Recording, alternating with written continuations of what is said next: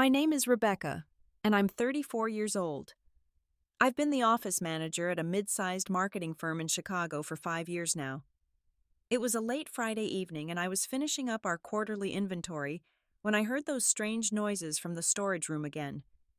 For weeks, I'd been ignoring them, assuming it was just the old building settling. I had no idea that what I was about to discover would shatter everything I believed about friendship and loyalty. Before I share what changed everything that night, I want to know where you're watching from.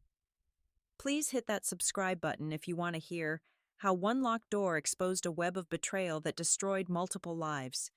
And don't forget to like this video if you've ever faced betrayal from someone you trusted.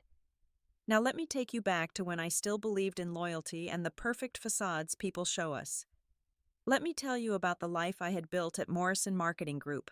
5 years might not seem like a long time, but when you spend 50 to 60 hours a week in the same building with the same people, they become more than coworkers. They become your second family, especially after my divorce 2 years ago left me pretty much starting over from scratch. Lisa had been there since day one. She was 36, married to Tom for 12 years, and had two beautiful kids, Emma, who was 10, and little Jason, who had just turned 7. From the moment I started, Lisa took me under her wing. She showed me where the good coffee was hidden, warned me which clients were difficult, and most importantly, she became my friend. Not just a work friend, but someone I genuinely cared about. Her husband Tom was one of those guys everyone wished they had married. He worked as a financial consultant downtown, but twice a week without fail, he'd show up at our office with Lisa's favorite lunch from this little Italian place 3 blocks away. Not just a sandwich thrown in a bag, but a proper meal with her favorite sparkling water and usually a small dessert.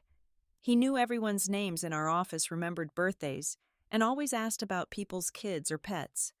At every company event, holiday party, or summer picnic, Tom was there, his hand on the small of Lisa's back, looking at her like she hung the moon. I remember being envious of them, especially after my own marriage fell apart. My ex-husband couldn't even remember to pick up milk on his way home, let alone surprise me with lunch. Watching Tom and Lisa made me believe that real love, the kind that lasts, actually existed. She'd light up when he walked in, and they had this way of communicating with just looks across a crowded room.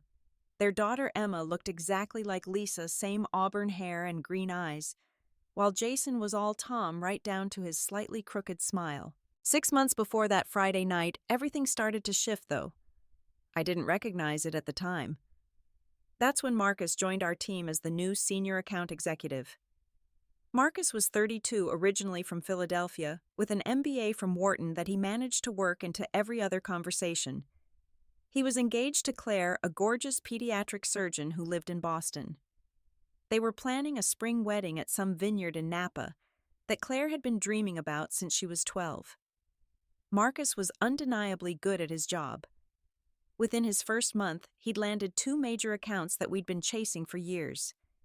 He had this way of charming clients, making them feel like they were his only priority. Tall, always impeccably dressed with perfectly styled dark hair and a smile that he knew exactly how to use. The younger women in the office were disappointed when they found out about Claire, though he wore his engagement ring proudly and had a photo of them from some charity gala as his phone wallpaper. Since Marcus was new to Chicago and didn't know the client landscape, our CEO assigned Lisa to mentor him. It made perfect sense. Lisa had been our top performer for 3 years running, and she had a gift for navigating the subtle politics of client relationships. At first, their mentoring sessions were in the glass-walled conference room, where everyone could see them going over presentations and strategy documents. But then things started to change so gradually that it seemed natural. The conference room meetings became working lunches at nearby restaurants, because, as Lisa explained, clients preferred to do business over meals. The lunches stretched into late afternoon strategy sessions. Then came the after-hours work sessions, when they needed to prepare for big pitches without the noise and interruption of the regular workday. I started noticing little changes in Lisa. She bought a new wardrobe, explaining that Tom had gotten a bonus and insisted she treat herself. The conservative blazers and modest skirts were replaced with fitted dresses and designer heels. She started wearing her hair down more often instead of the practical ponytail she'd worn for years. Her makeup became more sophisticated, and she switched from her barely there lip gloss to bold red lipstick. Tom's visits increased from twice a week to almost daily. But instead of the relaxed, confident man we all knew, he seemed anxious. He'd arrive with flowers, expensive ones, not just the grocery store bouquets. Lisa would accept them with this tight smile that didn't reach her eyes, and she'd quickly usher him out, saying she had meetings or deadlines. The easy affection between them was replaced with something that felt forced, like actors who'd forgotten their lines. I told myself I was being paranoid. My own husband had cheated on me with his CrossFit instructor, a 25-year-old named Brittany, who could probably bench press me. The betrayal had blindsided me completely, and my therapist said it was natural to project my fears onto other relationships. So when I noticed Lisa's wedding ring missing one Tuesday, I believed her when she said her fingers were swelling from the new medication she was on for allergies. When she asked me to tell Tom she was in a client meeting if he called, I didn't question why she needed an alibi for her own husband. The red flags kept multiplying over the next 3 weeks, each one easier to explain away than to confront. Lisa started asking me to cover for her during lunch, saying she had doctor's appointments or parent-teacher conferences. But once I ran into Emma's teacher at the grocery store, and she mentioned she hadn't seen Lisa all semester. When I carefully brought it up, Lisa laughed it off, saying she must have meant the informal check-ins, not the official conferences. Marcus's behavior shifted too. He became jumpy whenever someone knocked on his office door, quickly minimizing whatever was on his computer screen. His fiancée Claire made an unexpected visit one Wednesday afternoon. She was even more beautiful in person than in photos, with natural blonde hair and the kind of bone structure that belonged on magazine covers. She'd driven down from Boston to surprise Marcus for their anniversary, the 3-year mark of when they'd first met at a medical conference. I was the one who gave her the tour of our office, while Marcus was supposedly in an urgent client call that couldn't be interrupted. Claire was lovely, warm, and funny, telling me about their plans for the wedding and how Marcus had been so distant lately. She attributed it to work stress and the pressure of relocating to Chicago. She showed me photos of wedding venues on her phone, asking my opinion on centerpieces and discussing whether tulips or roses would be better for May. The whole time I knew Marcus wasn't on any client call. I'd seen him slip out the back entrance with Lisa 20 minutes before Claire arrived. The guilt of that knowledge sat in my stomach like a stone. Claire talked about looking at houses in Chicago, about the timing of having children around her residency schedule, about how Marcus's mother was already knitting baby blankets. She had their whole future mapped out while Marcus was destroying it in real time, and I stood there nodding and smiling like everything was fine. That night I barely slept. I kept thinking about Tom bringing Lisa flowers, about Claire planning centerpieces, about Emma and Jason, who thought their parents were perfect. The next morning, Lisa asked me to back up a story about a client dinner she'd supposedly attended with me. Without that alibi, she said Tom would worry unnecessarily about her working so much. I agreed, but the lie tasted bitter. At the company happy hour that Thursday, I watched Lisa and Marcus carefully. They maintained professional distance, never standing too close, never letting their conversations drift from work topics. Lisa left first, saying she needed to get home to help Emma with a science project. Marcus stayed another 15 minutes, bought a round for the junior associates, then said he had a conference call with Hong Kong. I left shortly after, but I'd forgotten my phone charger at the office. When I went back to get it, I saw them in the parking garage. Marcus had his hand on Lisa's face, thumb stroking her cheek, in a way that was definitely not professional. They were standing between 2 cars, hidden from the security cameras, but visible from the stairwell where I stood frozen. When they finally parted, they left in separate cars, maintaining the charade, even in their deception. The next week was torture. Tom called me directly one afternoon, asking about Lisa's overtime hours. He said he was worried about her, that she seemed exhausted and distant.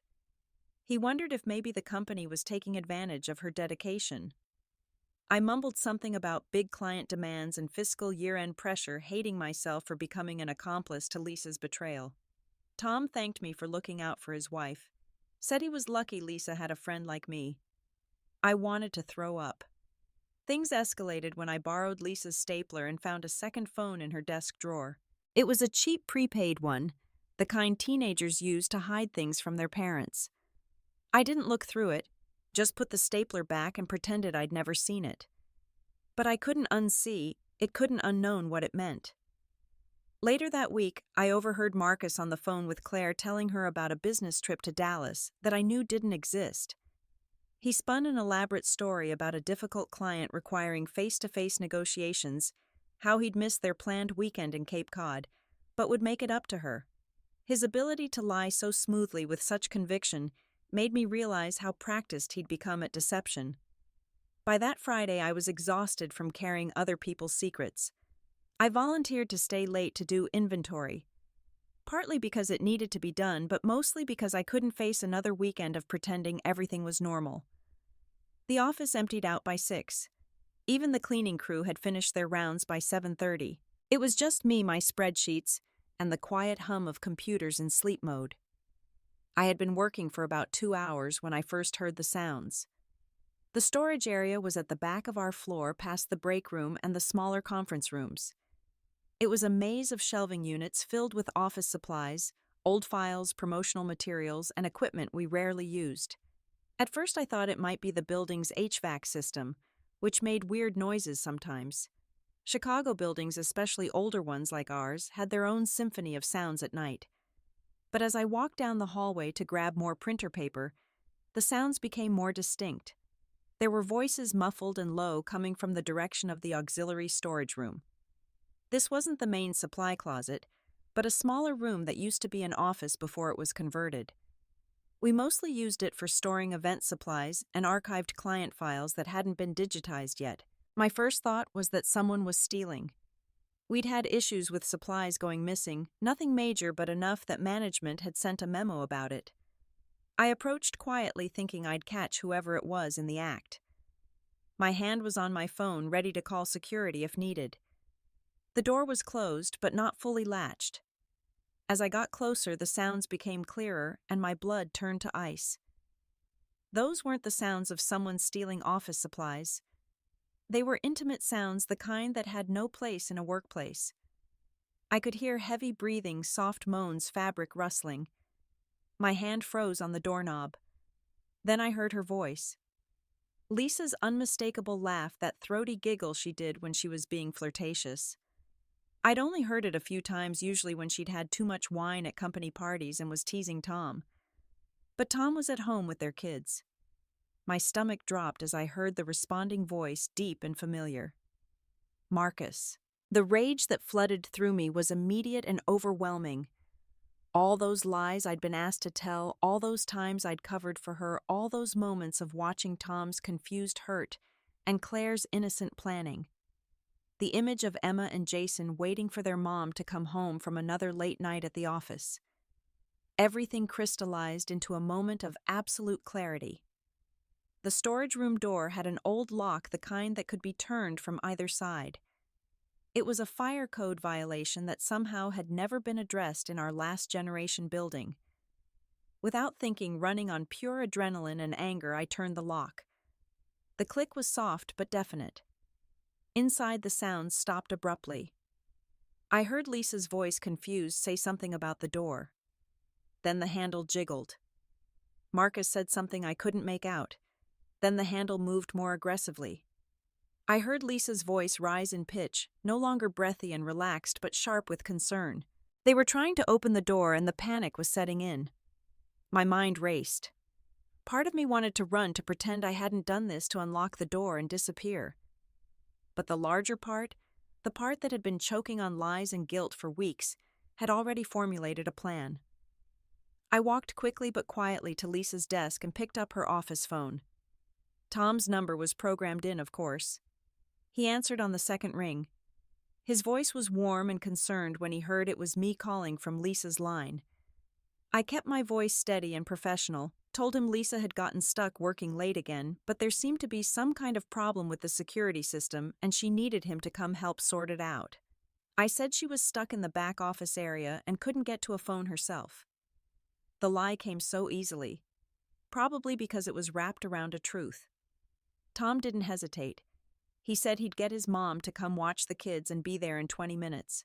His immediate response to help his wife made my chest tighten with a mix of sympathy and vindication. After I hung up, I made another call, this one to building security. I reported strange noises from the storage area, possibly someone trapped or equipment malfunctioning. They said they'd send someone up right away.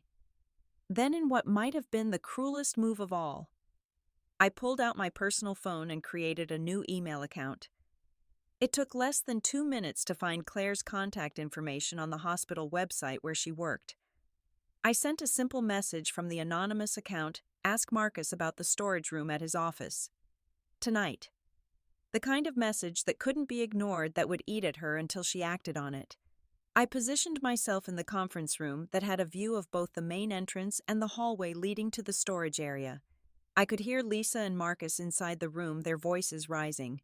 They were trying to call out, but the room was somewhat soundproofed because it used to be a private office. Their phones must have been scattered with their clothes, because I could hear the faint sound of ringtones going unanswered. The weight of what I'd done started to settle on me. This wasn't just exposing an affair. This was orchestrating a collision that would destroy multiple lives. But every time doubt crept in, I thought about Tom's voice on the phone, worried about his wife. I thought about Claire showing me wedding photos. I thought about 2 kids at home with a babysitter, wondering why Mommy worked so much lately. Tom arrived first, faster than the 20 minutes he'd promised. He must have driven like a maniac through Friday night Chicago traffic. He looked worried but not suspicious, just a concerned husband coming to help his wife with a technical problem. He was wearing jeans and a Northwestern University sweatshirt, clearly having rushed out of the house. I met him at the elevator, trying to keep my expression neutral. I led him through the office, making small talk about the security system issues we'd been having. He asked if Lisa was okay, and I said she seemed frustrated but fine. We walked past the dark cubicles, our footsteps echoing in the empty space. As we approached the storage area, you could hear muffled voices and movement from inside the locked room. Tom's face changed when he heard his wife's voice calling out. The worry shifted to confusion. He reached for the door handle, found it locked, and called out to Lisa. Her response was immediate, trying to sound calm but failing completely. She said something about the door being jammed, that she needed help. Tom asked who was with her, and the silence that followed was deafening. Marcus tried to stay quiet, but in his movement to presumably get dressed or hide, he knocked over something that clattered loudly. Tom's face went from confused to understanding in a heartbeat. The color drained from his skin, then flooded back red. He didn't yell or pound on the door like you might expect. Instead, he became very, very still. His voice, when he spoke again, was deadly quiet. He asked once more who was in there with his wife. Lisa's attempt at an explanation was pathetic. She said it wasn't what it seemed, that she could explain, that they were just working late and somehow got locked in. The lie was so transparent, so insulting to everyone's intelligence, that Tom actually laughed. It was a broken sound that made my chest ache. That's when security arrived. 2 guards, one older guy named Carl, who'd been with the building for 20 years, and a younger one I didn't recognize. They had master keys and were confused by the situation. Tom stepped aside and, in a voice devoid of emotion, told them to open the door. He said his wife was inside and needed to come out now. The click of the lock and the swing of the door seemed to happen in slow motion. Lisa stood there, her usually perfect hair a mess, her blouse incorrectly buttoned, her shoes in her hand. Her lipstick was smeared and there was a red mark on her neck that was definitely not from any work-related activity. Behind her, Marcus was still tucking his shirt and his face flushed and his eyes darting everywhere except at Tom. The security guards immediately understood what they'd walked into and looked deeply uncomfortable. Carl muttered something about checking the other doors, and they started to retreat, but Tom asked them to stay. He said very calmly that he wanted witnesses to the fact that he had found his wife and Marcus Turner in a compromising position on company property after hours. Lisa tried to move toward Tom, her hand reaching out, but he stepped back like her touch would burn him. The look on his face wasn't anger, it was devastation. Complete and utter betrayal, mixed with a kind of disgust that made Lisa crumble. She started crying ugly sobs that echoed in the hallway. Marcus tried to slip past everyone muttering about a misunderstanding but ran directly into Claire, who had just emerged from the elevator. She must have gotten my message and driven straight from Boston, probably breaking every speed limit. Still in her scrubs from work, she looked between Marcus's guilty face and the scene in the hallway and understood immediately. Where Tom was devastated, Claire was surgical in her fury. She pulled out her phone and started recording, stating the date, time, and location for what I realized would be evidence in whatever legal proceedings would follow. She asked Marcus in a voice cold enough to freeze hell if he had anything to say for the record. When he stammered about being able to explain, she cut him off and told him her lawyer would be in contact. The security guards insisted everyone leave the area while they investigated and documented everything. As we all moved toward the main office area, Lisa turned on me. Her tear-stained face twisted with rage as she accused me of setting this up, of being jealous and vindictive. She said I'd ruined her life, destroyed her family out of spite. Marcus jumped on this narrative, claiming I'd trapped them, that this was some kind of setup. Tom looked at me, then really looked at me, and asked quietly how long I'd known. I told him the truth that I'd suspected for weeks, but only confirmed it tonight. I admitted to locking the door and calling him. I expected anger, but instead he thanked me. He said at least someone had the courage to show him the truth. The CEO had to be called, of course. By Monday morning, the entire office would know. But in that moment, in that hallway with 5 lives imploding, all I could think about was how none of this felt like victory. Monday morning arrived with the inevitability of a hurricane that everyone could see coming, but no one could stop. I got to the office early, hoping to avoid the worst of the gossip, but the news had already spread like wildfire through every department. The weekend had given people time to text, call, and speculate. By 8:30, everyone knew about the storage room incident. Lisa's desk sat empty, her family photos still smiling at no one. Someone from HR had placed a box beside it, presumably for her to pack her things when she came in. If she came in. Marcus's office was dark, but I could see through the glass that his personal items were already gone. Either he'd come in over the weekend or security had packed everything for him. Around 10, I was called into HR. The head of human resources, a woman named Janet, who'd been with the company for 15 years, looked exhausted. She asked me to provide a written statement about Friday night, specifically about finding 2 employees in a compromising position and the events that followed. I kept my statement factual, leaving out my emotional motivations and the weeks of covering for Lisa that had preceded it. Janet informed me that the security footage had been reviewed. While the cameras didn't cover inside the storage room, they showed Lisa and Marcus entering together on multiple occasions over the past 3 months, sometimes staying for an hour or more. The pattern was clear and damning. Both had been using company property for personal activities during work hours, a clear violation of company policy. Marcus had been terminated immediately. His senior position and the nature of the violation left no room for negotiation. He'd already had his final check sent and his corporate accounts disabled. Lisa was on administrative leave pending a full investigation, but Janet's tone suggested this was just a formality before her own termination. The CEO called an all-hands meeting that afternoon. Without naming names, though, everyone knew exactly who he was talking about. He discussed professional conduct and the importance of maintaining appropriate boundaries in the workplace.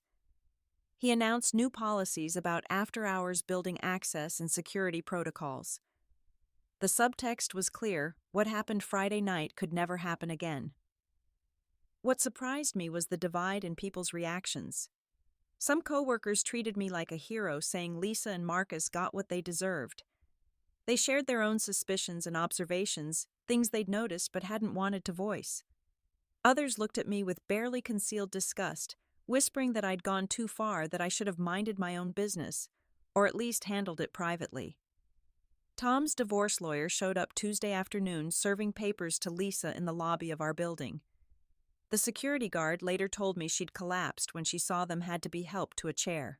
The lawyer had also subpoenaed the security footage and my statement as evidence of infidelity. In Illinois, while it's a no-fault divorce state, evidence of adultery could still impact custody arrangements and financial settlements. Claire's response was more modern.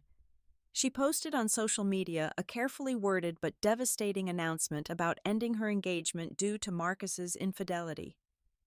The post went viral in medical circles, shared with comments about the importance of loyalty and trust.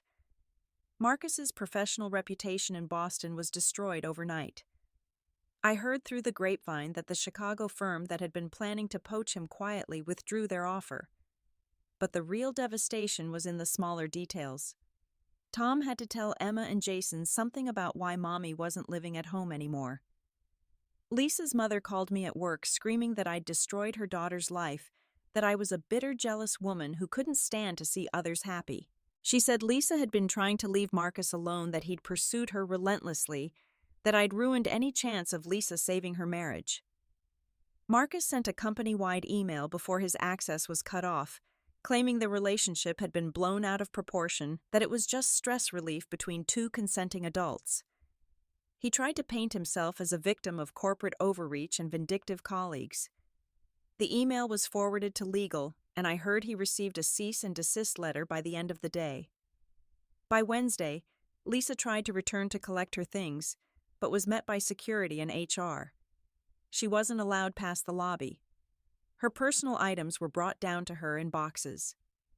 20 years of career success reduced to 3 cardboard boxes and an escort from the building. I watched from the window as she loaded them into her car. Tom's car, actually, since he'd already had the locks changed on the house and frozen their joint accounts. The domino effect continued. The investigation revealed that Lisa had been using the company credit card for lunches with Marcus, coding them as client meetings. It wasn't embezzlement exactly, but it was misuse of company funds. The amounts were small, a few $1,000s over 3 months, but it was enough to ensure she'd never get a positive reference. Thursday brought news that Marcus's fiancé's family, who were prominent attorneys in Boston, were considering a civil suit against him for breach of promise. It was an archaic law, but they had the resources and motivation to pursue it. Claire had also apparently found evidence of other indiscretions, messages from women in Philadelphia and Boston. Lisa hadn't been his first affair, just his most recent. By Friday, exactly 1 week after the storage room incident, I was promoted to senior operations manager. The timing was suspicious, and everyone knew it. Some saw it as a reward for exposing the affair, others as hush money to prevent any potential lawsuits. The 20% raise felt tainted, like 30 pieces of silver for my betrayal of a friend. 3 months passed in a blur of awkwardness and forced normalcy. The office slowly adjusted to the absence of Lisa and Marcus, though their ghosts lingered in every meeting room, where they'd pretended to work late, every corner of the parking garage, where they'd thought they were invisible. New people were hired, people who didn't know the story, and wondered why certain topics made conversations stop abruptly. I ran into Tom at a coffee shop downtown on a rainy Thursday afternoon. He looked older, grayer, like the past months had aged him a decade. But when he saw me, he smiled and invited me to sit with him. We talked for 2 hours, and what he told me changed everything I thought I knew about that night. Tom had known about the affair for weeks before I locked that door. He'd hired a private investigator after Lisa started acting strangely, had photos of her and Marcus entering hotels, had records of text messages from the second phone I'd discovered. He'd been building a case for custody, working with his lawyer to ensure Lisa's affair would cost her everything.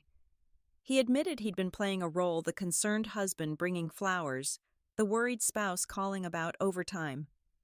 It was all calculated to make him look like the devoted partner while Lisa destroyed their marriage. When I called him that Friday night, he knew exactly what he was walking into. My intervention had actually accelerated his timeline and given him witnesses he hadn't expected. The revelation made me physically ill. I'd thought I was exposing a truth, but I'd really been a pawn in a larger game. Tom must have seen my shock, because he leaned forward and told me something that chilled me even more. He said Lisa had been trying to leave Marcus for weeks, but Marcus wouldn't let her go. He had something on her, some leverage Tom hadn't figured out yet.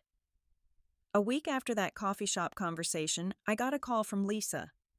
She was in a psychiatric facility voluntarily admitted after what her sister called a breakdown. She asked me to visit, said she needed to tell someone the truth. Against my better judgment, I went. The Lisa I found was a shadow of her former self. 30 pounds thinner hair gone gray at the roots, hands that shook as she held a paper cup of water. She looked at me with eyes that held no anger anymore, just exhaustion. Then she told me her side of the story, and everything I thought I knew shattered again. The affair had started as Marcus pursuing her relentlessly. At first she'd resisted, but Tom had been emotionally absent for years. What looked like devotion from the outside was actually control. Those lunches weren't romantic gestures, but check-ins making sure she was where she said she'd be. The flowers were apologies for cruel words said in private. The concerned calls about overtime were really accusations about imagined affairs. Tom had been emotionally abusing her for years so subtly that even she didn't fully recognize it. He controlled their finances completely, giving her an allowance like a child. He monitored her phone, her emails, her movements. Those sweet looks across crowded rooms were actually surveillance. The hand on the small of her back was possession, not affection. Marcus had seemed like escape, like someone who saw her as more than Tom's wife and the kid's mother. But then Marcus had become possessive too, threatening to tell Tom if she tried to end things. She'd been trapped between two men who both claimed to love her while trying to own her. The storage room wasn't passion, it was one of the few places neither man monitored. I started investigating using my access to old emails and security footage. Tom's first wife had divorced him under similar circumstances, citing emotional abuse and controlling behavior. She'd also been accused of infidelity, though never proven. The pattern was clear once I knew to look for it. Tom would slowly isolate his partners, control them completely, then destroy them when they tried to leave. Marcus sent me a letter through his lawyer. He admitted to pursuing Lisa, but claimed she'd been desperate for any affection, any kindness. He said Tom had broken her down so completely that she'd clung to anyone who showed her genuine care. His own behavior had been wrong, he admitted, but he painted a picture of Lisa as a drowning woman grabbing onto anything that might save her. I dug deeper into Tom's background and found disturbing patterns. Former coworkers described him as vindictive and manipulative. His business success came from destroying competitors through rumor and sabotage. 2 women before his first wife had filed restraining orders against him. He was a master at playing the victim while victimizing others. The custody battle was brutal. Tom used the security footage and my testimony to paint Lisa as an unfit mother. But Lisa's lawyer found evidence of Tom's emotional abuse, including recordings Lisa had made of his threats and controlling behavior. The children's therapist testified that they showed signs of being coached against their mother. In the end, Tom got limited visitation, not the full custody he'd wanted. Claire and Marcus surprisingly reconciled. She reached out to me 6 months after everything happened to tell me they were in couples therapy. Marcus had admitted to sex addiction, a pattern of self-destructive behavior stemming from his own abusive childhood. It didn't excuse what he'd done, but Claire chose to see it as an illness they could fight together. They postponed the wedding indefinitely, but were working on rebuilding. The real tragedy was the kids. Emma started acting out in school, getting into fights and failing classes. Jason stopped speaking for 2 months, selective mutism brought on by trauma. They were in therapy, but the damage of their parents' public destruction would take years to heal. They'd lost not just their family structure, but their sense of security and trust. My promotion felt like blood money now. I'd helped Tom destroy Lisa without understanding what I was really doing. The company thrived on the scandal in a sick way, with productivity up, as everyone worked harder to prove they weren't like Lisa and Marcus. But I couldn't stomach it anymore. 6 months after that Friday night, I submitted my resignation. I moved to Seattle, taking a position with a smaller company where nobody knew my history. The Pacific Northwest rain suited my mood those first few months, washing away the guilt that clung to me like a second skin. I found a small apartment in Capitol Hill, started therapy twice a week, and tried to rebuild my understanding of right and wrong. Before I left Chicago, I met with Lisa one last time. She was living with her sister working part-time as a bookkeeper while rebuilding her life. The divorce had been finalized, and she'd gotten enough in the settlement to start over, though nowhere near what she should have after 12 years of marriage. Tom had hidden assets, moved money offshore, done everything possible to minimize what she received. Lisa didn't blame me anymore, which somehow made it worse. She said I'd done what I thought was right with the information I had. She said if positions had been reversed, she might have done the same thing. We both cried over coffee that had gone cold, mourning not just our friendship, but our innocence about how complex human relationships really were. She told me Tom had started dating already a young woman from his office who didn't know his history. Lisa had tried to warn her, but Tom had already painted Lisa as the bitter ex-wife who'd cheated and was now trying to sabotage his happiness. The cycle was starting again, and there was nothing anyone could do to stop it. Marcus sent me an email on the anniversary of that night. He said therapy had helped him understand that he'd been repeating patterns from his childhood, seeking validation through conquest. He apologized not just for the affair, but for putting me in the position of keeping secrets. He and Claire had worked through their issues and were planning a small wedding, just family and close friends. He said confronting his demons had been the hardest but most necessary thing he'd ever done. Tom tried to contact me several times, first thanking me again for exposing Lisa's affair, then growing angry when I didn't respond. The messages became threatening enough that I had to get a restraining order. He accused me of conspiring with Lisa to destroy his reputation of being part of some elaborate plot to ruin his life. The mask had finally slipped, completely revealing the narcissist who'd been there all along.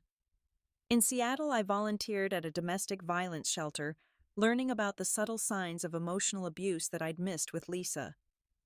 The women there told stories that echoed hers about partners who seemed perfect to the outside world while slowly destroying them in private. I learned about trauma bonding, gaslighting, and the cycle of abuse that keeps people trapped in toxic relationships. One woman at the shelter, a survivor named Maria, told me something that stuck with me. She said the most dangerous abusers are the ones who convince everyone else they're the victim. They're so good at manipulation that they get others to do their dirty work, to be their flying monkeys without realizing it. I'd been Tom's perfect flying monkey, delivering Lisa to him, wrapped in shame and public humiliation. A year after moving to Seattle, I got a letter from Emma, Lisa's daughter. In careful handwriting, she thanked me for helping her mom get free from her dad. She said things were hard, but getting better, that her mom smiled again sometimes. She said her dad had to take anger management classes and could only see them supervised.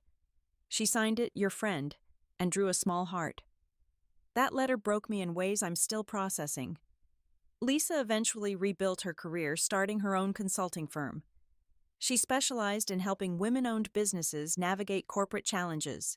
Her experience had given her insights into power dynamics that made her invaluable to clients facing discrimination or manipulation. She turned her trauma into purpose, though I know the scars remained. The truth I learned through all of this was that there are no heroes and villains in real life, just broken people making choices with incomplete information. My righteous anger that night had blinded me to the complexities of Lisa's situation. I'd thought I was exposing a simple affair when I was actually participating in the final act of a long, intricate abuse cycle. Looking back, I realized the most brutal betrayal wasn't Lisa's affair or Marcus's lies. It was my own certainty that I knew the whole truth, that I had the right to force it into the light. Sometimes what looks like moral clarity is actually moral blindness, and the most devastating betrayals are the ones we commit while believing we're doing the right thing. Now, when I see situations that trigger my sense of justice, I stop and ask myself what I don't know. What context am I missing? What complexities am I refusing to see? Because that night taught me that locking two people in a room might expose a secret, but it takes much longer to understand the truth. And sometimes, by the time you understand it, the damage is already done, and all you can do is learn to live with what you've broken. The storage room in that Chicago office building has probably been converted to something else by now. Maybe it's someone's office or a break room where people microwave their lunches and complain about deadlines. But for me, It will always be the place where I learned that the most brutal revelations aren't always the most truthful ones, and that sometimes the person we need to lock in a room and confront is ourselves. If you've made it this far in my story, I want you to think about a time when you thought you knew the whole truth about someone else's situation. What details might you have missed? What complexities were you unable or unwilling to see? Share your thoughts in the comments below, and please hit that like button if this story made you reconsider a judgment you once made. Subscribe for more real-life stories about the complicated truths we all navigate, and share this video with someone who might need to hear that their situation is more complex than others realize. Thank you for listening to my story, and remember, the truth is rarely as simple as it seems from the outside looking in.